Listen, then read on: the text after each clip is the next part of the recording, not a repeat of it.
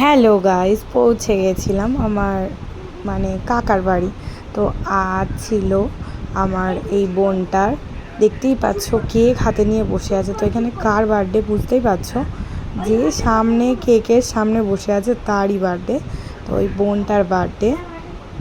তো লোকনাথ বাবার পুজোর আগের দিন ওর বার্থডে।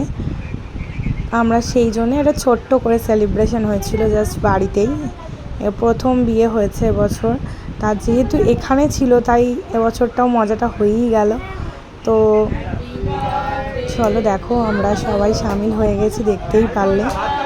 তো এটা ছিল তার বরমশাই, আমাদের নতুন জামাই। তো খুব মজা করে সন্ধেটা কাটালাম নিজের হাতে। তার বউয়ের জন্য না, বউয়ের বার্থডেতে আমাদেরকে সবাইকে রান্না করে খাইয়েছিল। তো একে একে সেগুলো সবই দেখতে পাবে।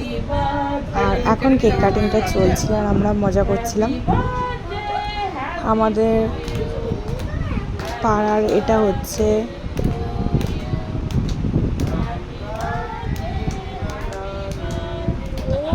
6 নম্বর না 7 নম্বর এরকম জামাই।